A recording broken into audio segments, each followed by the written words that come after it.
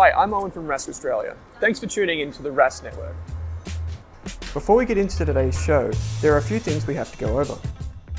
Firstly, what you're about to hear and see is limited to general information only. It's not personal financial advice like you get from a financial planner. Also, it's important to remember that past performance is not indicative of future performance. That means that anything that's happened in the past, or we say today, is not necessarily going to reflect what happens in the future. Lastly, please consider that any of the guests or myself are featuring on this program may have a financial interest in some of the products or shares mentioned. That's enough from me. I hope you enjoyed today's Welcome to the Australian Property Podcast, and thank you so much for joining us. And a bit of a different episode today. We're on a mission to become Australia's most trusted property podcast, and we're going to do an episode today on really the insights and the mindsets around the baby boomers, really, and pre-retirees and retirees, and their attitudes to property and some of their challenges. So we thought a great person to talk this through is Jamie Nemtsas. Hopefully I've said your surname right there. Drop the T, Jamie Nemtsas. Nemtsas, there you go. It's always probably catches people out. You should try living with the name, mate. There's a T in the middle of a word that's pretty easy to say. Yeah, might need to just change on the default. I guess has been an advisor for a long time, worked with retirees for a long time, done lots of other things which we'll unpack a bit about today, and conferences, businesses, and all sorts of things. But we haven't had an episode on this. I think it's an interesting discussion where there's a huge amount of Australia's wealth, the world's wealth is with the baby boomers, right?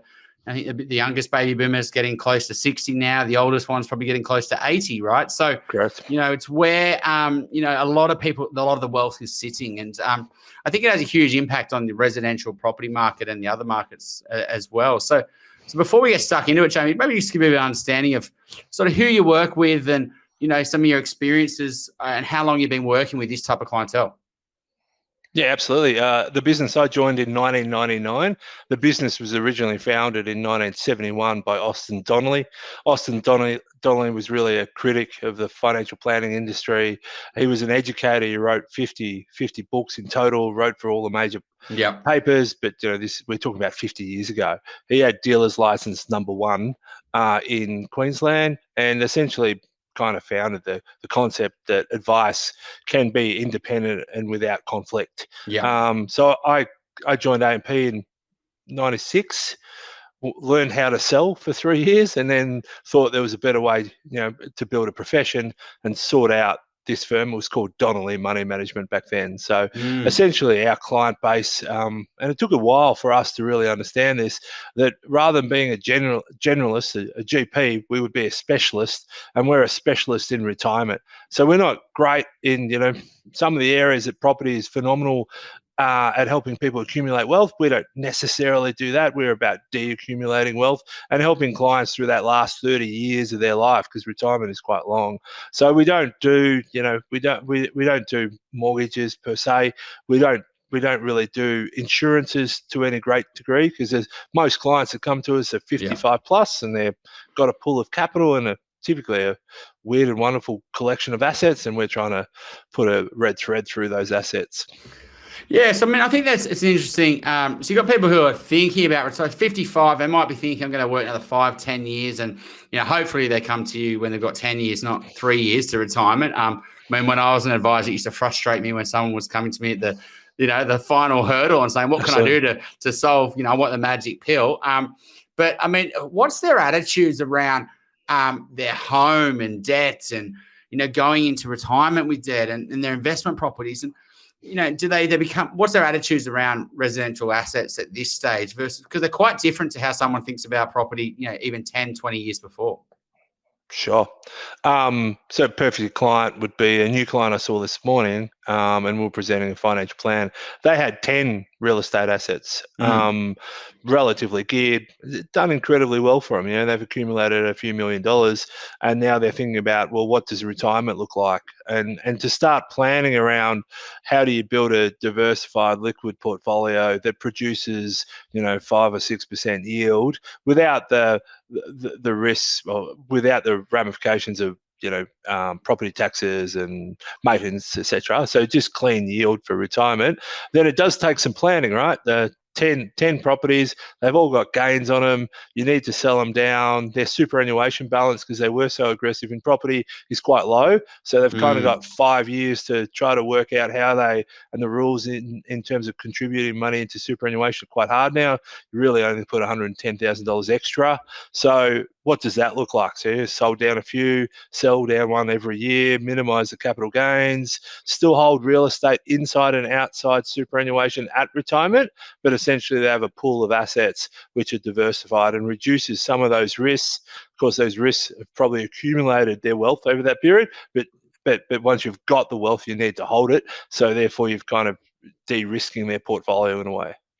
Yeah, so a lot of the holding money in stocks and in their super, and much more liquid, provide a much better yield, and they've even though they know that residentials work for them, do you find that a lot of them are happy to let it go if they're actually freeing up liquidity and the stress and worrying about maintenance and tenants and things like that? Or do you find that a lot of them really want to hold them as long as possible because they have worked for them and they have got capital gains taxes and things like that? Is there an attachment there that's sometimes hard to break? I mean, I think it depends, horses for courses. People either love property or they see property as a kind of a tool to accumulate wealth. I see that people get tired of holding direct property. So there's a period where we do leverage aggressively and you're buying some really good assets and you're seeing some capital gains. But by the time they get to me, kind of 60, they're tired of the tenant calling them about fixing the window. They're tired, about upgrading the house, and that's their income that disappears. There is a length. Lifestyle property is different. People love lifestyle, right? So there's the other part of my job is juggling too much lifestyle property, which is resi, and they love it. So typically a beach house and a house in a city, and that's consuming 70 or 80% of their total assets. And how do they live for the next 30 years, and also keeping these lifestyle assets? Yeah, it's a really good point. So I was going to take the direction. So I do feel there's like you say, with holding investment properties, and that's as a business, when clients come to us, 50 plus, it's really hard to say that residential property is the right move. We don't do financial advice anymore. We'll pass them back to advisors because they are lumpy assets holding into retirement.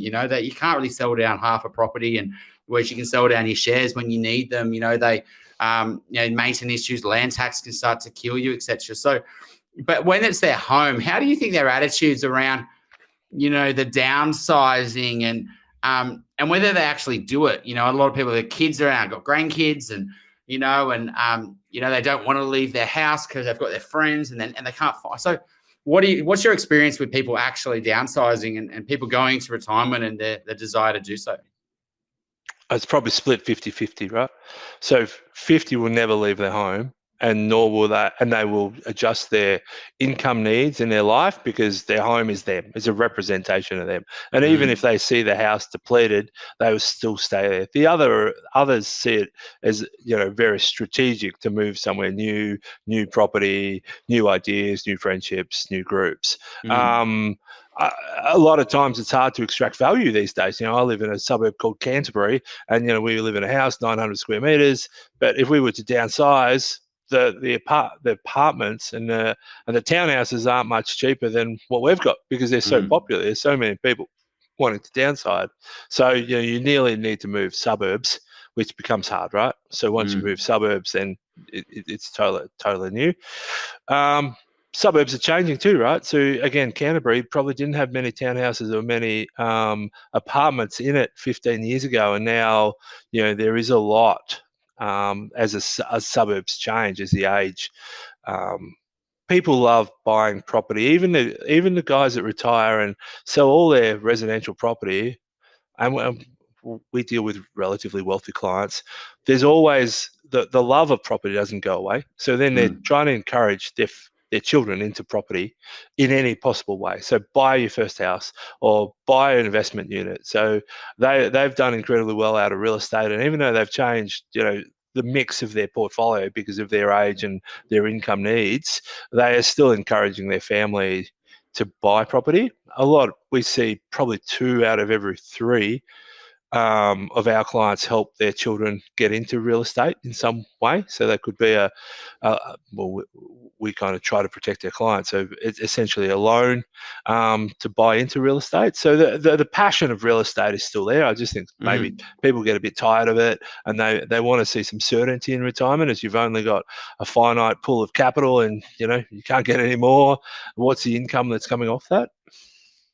And what's so you've obviously, I mean, dealing with that baby boomers, do you feel like that residential's been their biggest contributor to their net wealth? I mean, besides the people who've potentially got businesses, I mean, that have maybe sold businesses, or do you find that a lot of the wealth of your customers has come from just buying homes and buying investment properties and paying them off versus direct share investing or starting businesses? Yeah, absolutely. I think real estate is a good Drew and I were talking about this the other day. So we've got about 50 new clients that have come to us in the last 12 months. Now, 48 of those clients didn't have advisors. They come to us in their 60s, and they have a collection of assets, and it's a very they've got a share portfolio that's been inherited from their mum or dad. And they'll have CSL that says 600 grand, and they'll have a whole heap of other stocks that say 0, or 10 grand, 20. So it's a very mismatched group of stocks. And then they'll have their house they've done relatively well with. They bought a property at some point, fine. They've got a beach house, maybe business premises. So, and then they might have a windfall from selling a business. So they've got some cash as well. So they're wealthy, right? They're $3, $4, $5 million clients, $6 million clients, but they haven't necessarily had a strategy. They haven't necessarily thought they were wealthy, right? They weren't measuring it. Inheritance comes in, the sale of the business comes in here, and superannuation that they've been paying into for a long period of time finally kind of, I know it's not the right words, but it kind of matures, and now it's their money. And then they go, oh, okay, what do we do with all these pools? And property always is 50 or 60%. I think we talked about, am I a bull or a bear in real estate? And I'm probably neither, but what I like to understand is drivers of real estate prices. And, over the last 30 years, really, property prices, like equity prices, have been driven by one thing mainly, and that's the fall in the bond rate. When I went to university, the value of any asset was the discounted cash flow of future cash flows by the risk-free rate, and the risk-free rate has fallen from 15 to got down to 2 or 3%. So any asset that gets valued off the risk-free rate goes up. And the easiest one to be exposed to was real estate, right? We were all exposed to real estate. We'd gear 10 times to get into a house. So, of course, real estate over that boom of the last 30 years has benefited, a lot of people over that journey. If you were exposed to CSL only and you geared 10 times, you've probably done pretty well as well, right? So gearing is, that's what's great about real estate. I'm sure you talk about it on your podcast all the time, is the ability to hold a lot of someone else's money against an asset, to borrow 90% against that. If you borrow 80% against an investment property, you're probably deemed to be conservative. But if you did 80% against a stock, one specific stock, you'd be deemed to be very, very risky, or probably crazy. So and so, I mean, I guess you've seen thousands of people, and over time, like you say, I mean, you've talked about the drivers of capital growth, potentially being interest rates there. I mean, you've got income growth in terms of, back in the 80s, it was maybe only dad working, and then it was mum was working part-time, now mum was working full-time, and, generalizing here. And, banks, servicing's gone up through the roof. We could borrow 7 times salaries versus, 4 times salaries. Just the desire to own property. I mean, we just haven't got a great rental system. It's like you're basically forced to buy, even if it doesn't make sense on a very low yield and it's cheaper to rent. We just can't take that bet a lot of times. So there's a lot of things, plus a growing population, etc. But what have you seen that's worked for your clients? Like, have you built your own property philosophy where you've seen that hasn't worked for a lot of clients, and these are the things generally what do work? We would be as a firm, we would be a value-orientated firm, Yeah. and we would look for opportunities. Now, that being across equities or funds or debt, and I think it applies to real estate. Mm. There's specific pockets that we've always thought were incredibly attractive. We always thought Rye down on the peninsula was a phenomenal asset. You could buy for $500,000 three, 4 years ago, and you would be 2 blocks from the ocean. And given that Melbourne's going to be the biggest city in Australia, an hour from Melbourne, makes a lot of sense to buy a property there. We always liked North Richmond because we thought, if you think about all the suburbs around Richmond. So again, being really selective about areas, being kind of value-based, we like buying land. Essentially, my wife is a property lawyer, and she's done lots of things. She tells me never to buy an apartment because the ramifications of if a foundation falls over or something is really, really hard. So land has been an asset class that we like. So if a client says to us, what kind of real estate should we buy? There's set rules. 10 kilometres, 15 kilometres from the CBD, as much land as you possibly can. That's the thing that's going to grow over time. So it's so there is rules, and I'm sure you can give me some more ideas about what's great in terms of buying real estate and what's not. I'll tell you a story about real estate, which is when I first worked for A&P, I worked for a financial planner, and he got himself in a bit of trouble, but he was selling real estate to doctors, and I ran a financial planning firm, and he basically was selling real estate to doctors. And at the time, it was Jan Summers' cash flow model, and it was all about free cash flow.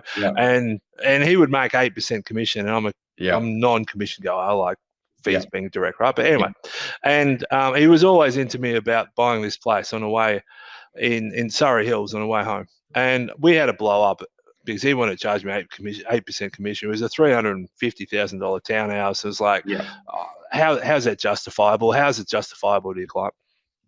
I now drive home every day past this asset, and it's worth $3 million.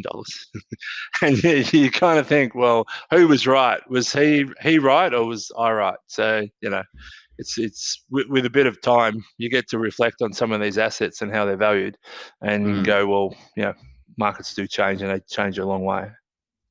Yeah, I mean, it's a good point. I mean, and I guess it's the right comparison there is, back in comparing, if you spent 300,000, whatever it was back then, and you could have bought a number of different properties, maybe what this chap was recommending may not have been, still looks on paper, look like a great decision, but was that the best property back then? And that's, I think a lot of people look at properties on an individual basis when not comparing them to what was actually the most optimal decision back then. Maybe you could have bought a house just down the road, and that would have been worth even more, etc. I think time's very forgiving with property, but it also, it also highlights where, different properties perform at different rates over the longer term. I guess that you spoke about something interesting. You said about, I think it was 2/3 of your clients do want to help their children or they're even their grandkids, I guess, they're getting into their 20s, 30s. What's their attitudes to doing so? Is it only if they've got enough money for themselves, or even the clients that feel like they may or may not have enough, they still want to help their kids? So ultimately are they doing it now, proactively, or are they trying to do it only on death? You only teach what you know, right? You can't teach things you don't know. So I think real estate, especially the home, has been such a fabulous asset for the baby boomers. They want to impart what they know onto the next generation. So, and good point, do they have enough money? So the wealthy clients find they'll lend $50,000, $100,000 in a loan agreement to buy that first property. Others will use the equity in their house and put up their house as collateral, so you don't have to pay mortgage insurance and get started into real estate. There is a real passion for the baby boomers in real estate. I think it's real estate does create some problems in estates though. So when do they do that? Typically they do it before. They lend money to the next generation and a generation after that before they pass away. Wills normally only go to the next generation. They don't really go to the generation after, so your grandchildren. And wills can be really complicated around a real estate asset. So because baby boomers have fallen in love with real estate, beach houses typically create a lot of issues. Who is a big portion of their estate? Who is it left to? Who has first option? If it's if it's left to 3 people, that then goes to the next generation that might be 9 people. Blair Gowrie, Rye, Sorrento are full of all these properties, right? So there's 9 custodians of this asset. That becomes, we typically try to get our clients to make a decision to exit a family asset before death, because there's been so many arguments and fights in estates about who gets the asset or who uses it more, who looks after it. So as much as you're trying to leave a legacy in real estate, then you can create a lot of issues. You can be clean and clear in your will, though. Joe gets the first right to this asset. Joe, and if Joe doesn't do it, then it's up for grabs. Or you can be really clean and clear, which probably resolves some of it. But real estate is, especially a beach house. So the family house typically doesn't have as much emotion around it. People just sell it, like, mum and dad pass away and it's for sale next week. But typically a house like a beach house or something special, it always creates family issues. And what are your sort of thoughts on, kids, I guess, asking their parents for help and their grandparents, for example? I mean, we do a lot with the younger generation, right? We that's what we help people do on the other end of the spectrum. We help people buy their first homes and upgrade, etc. And sometimes there's this apprehension to ask, but then it's a bit of the parents do want to help. What's your thoughts around giving advice to younger people on how they should ask and what's the best way to ask for help if their parents can help? Yeah, so we've been doing a fair bit of work around transfer of wealth to the next generation, what's important. And when my clients think about transfer of wealth, they start thinking about the will and the mechanical elements of the will. But there's lots of elements that you should consider rather than just the documentation, and education and probably timing, education and love are really important elements. So when do you transfer your wealth? And when do you, especially baby boomers, we've got clients in their 90s and they're just outside baby boomers, but they're in their 90s and their children are kind of 70 waiting for the inheritance. It's, you can see how. So I think the timing's really important. So when are you transferring it? I would always, this is advice to the to your clients, how to approach with their parents. It would always be about, can we get an interest-free loan? I think that's how I would ask my parents. Can I get an interest-free loan for some capital? I know that you obviously have some money. We would like to portion. Do you want to go in partnerships with getting into real estate? Would you take a portion of your superannuation money and be a joint owner with me? How does that look like? I mean, it's always money. We know money is not talked about in families enough. Yeah. So that's about educating up and educating down. It might be showing your parents examples of what other families have done to help the next generation. And then this kind of teaching, it's not just getting real estate people started, your children started in real estate. It's also that education and love, teaching them about real estate, that you do have to pay your rates and you do have to fix the windows, and you're the type of landlord that keeps the asset in perfect state, or you're one of these landlords that just says, well, the land is the value and I won't spend a cent unless I have to, right? I'm sure you see the two camps and they're probably equal. They're both equally successful. So, how do you educate your children, or how do you get your parents to open up and talk about their real estate journey and what they know about real estate? It's been their biggest asset through probably their whole life. So they'll know a lot about real estate. They just probably don't know they know a lot about it. Yeah, so that's some good tips there. I think that, I guess someone listening to this, right, if they are in that sort of younger generation, they're doing the right things, I believe. They're educating themselves on what works, what doesn't work, the mistakes, the risks. They might go and speak to a broker. They understand how lending works, what deposit they need, how far away they are. And I think they're all great things when you are going to ask for some help, because you're looking to borrow money, but you're not just looking to go and buy any property and just hit and hope, really. You're trying to come things smartly. And I think you're right, trying to engage your parents in their journey and what's worked for them, and how you're potentially going to give that money back, or, and rather than just potentially saying, I'm going to do it my own, I'm not going to ask for help. Because I do believe there is a real desire for that baby boomer to help their kids, right? If they can, and a little bit for them can be a lot for the kids. I guess it's just how you go about that conversation is important. Yeah, I think accepting that your children mightn't live, or you mightn't live in the same suburb as your parents, is something that parents can help with, because I think we put too much pressure on our children to live in the same suburb. And I can put my hand up and say I probably bought in the wrong suburb 15 years ago because it's full of old rich people and not young families, right? So there was a demographics problem straight away. So realistically, if you can help your child, say, well, why don't you move out where it is a bit cheaper, there is more community based, I think that helps as well. And for your clients that are listening, you don't have to buy in Hawthorne or wherever your parents are. You can move to a new location, and spend some time in that suburb and understand there is pros and cons. There's lots of pros, some cons, but lots of pros in some of these new suburbs that are being built. You can afford to buy in there, and you can afford to have 3 children, and you can do lots of these things as your parents would have done 50 years ago. But Chadstone was a suburb that was a long way out back then.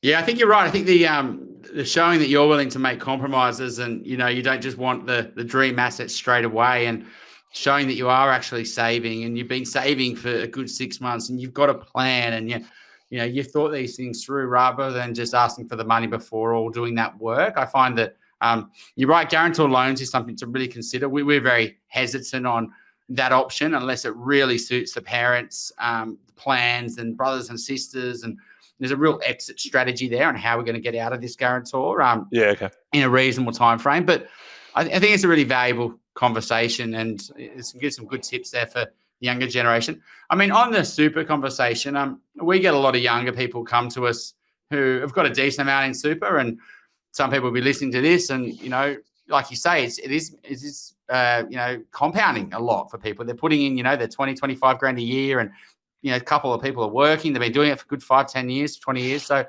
but they get excited and they want to go down the residential property space in super. What's your, as an advisor that's seen thousands of super funds, what's your thoughts on buying residential property in super? I don't love it. I'm the same, so that's okay. It's a complicated structure you've got to set up, and a lot of people overcharge you for that structure. And then essentially debt will cost you more. And it's one specific asset for what's supposed to be a diversified portfolio that has various risks, but a kind of minimal risk to get an outcome, which is retirement. I talk about the journey of life in financial planning, and if you don't do anything wrong, typically you retire pretty well. You don't have a lot of disposable money.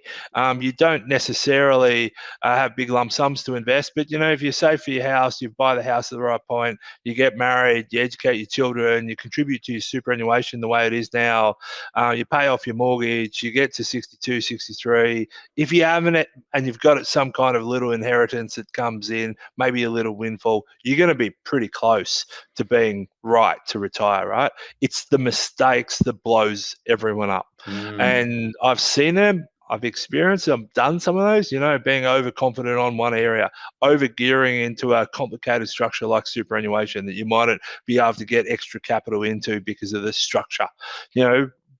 Betting on one area, not multiple areas, not using tax advantages like depreciation for your benefits, not minimizing your taxable income.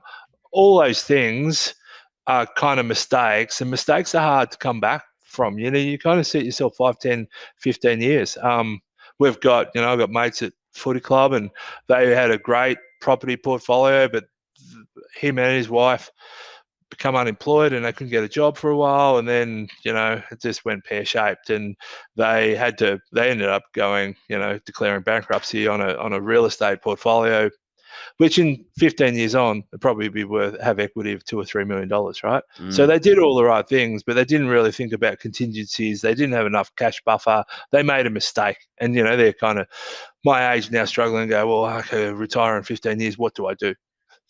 Problem is they want to take more risk, right? So then you're likely to take another, make another wrong call. So if you can try to, make right decisions, we're all about trying to help people make right decisions. This is what this podcast is about. But then also be aware that mistakes hurt, and they hurt psychologically and they hurt financially. Psychologically means probably you won't get back and buy another property or another investment for a few years. And we know that being active and making active decisions in investments is the best thing you can do, versus freeze up and not do anything. I think that's superb advice. I think you're bang on. I mean, I think the simple things, just paying your mortgage off, dollar cost averaging into your super fund, just saving, starting a small investment portfolio, maybe buying one quality investment property, not trying to buy three and hot spotted and do a duplex. And I think you're right. I think the people who, you're right, they do make a mistake and then they often will make a similar mistake because they get in this, I've got to make up for that mistake, that loss aversion, that pain. And then they complicate, they make two mistakes and then they go again. It's like in a casino, it's just constantly trying to make money back what they've lost. And I think you're right. I think whether you're approaching residential and your home, I think people have got to have the mindset of trying to minimize the chance of making a mistake, the minimal risk and things that, that could basically wipe them out, for example. I see that happening with people, 70-80% of property investors have gone one property. Often they could go and buy a second. They don't because the first one's not really working for them,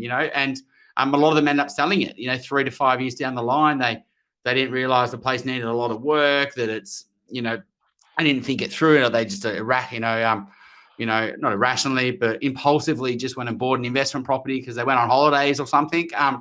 And so I think that's really good advice. And I think if you have, made a mistake, it doesn't mean you should never go back to that asset class. I see this with, with shares. I think people have bought shares, they've lost some money, or they saw their super go down, they put the money in cash, or they never go near shares again. Never go near shares again. Yeah. We were talking about this last night. The market will always give you a win first, right? So probably the market in real estate will always make sure your house goes up, and then what you want to do is go and buy an investment property. But I think real estate's a really fascinating asset class because you can physically touch it, you can see it, you can live in it.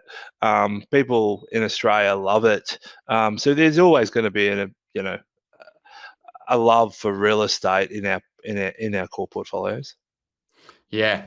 So I guess just to sort of wrap us up today, what's your sort of take on the doing a lot of work in the retiree space? There's been a lot of target on super. I thought it'd be interesting to get your thoughts on, these new super taxes and I guess the attack on superannuation. What's your sort of thoughts on what's happening there? Yeah, we talk about risks, and legislation risk is always going to be a risk.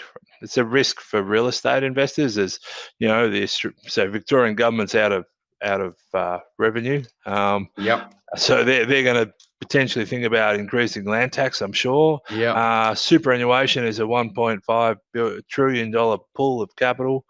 It's probably more. It's probably $3 trillion now. Yep. Without no tax on it. So you would think at some point there's going to be, it's pretty easy to increase the tax rate on superannuation. As they are by capping it essentially they're saying more money will be taxed.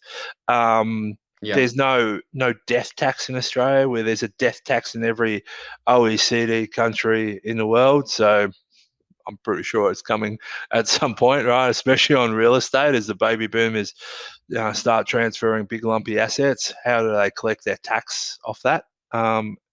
Especially if it's not realized. So it's called death tax. It'll come in for sure.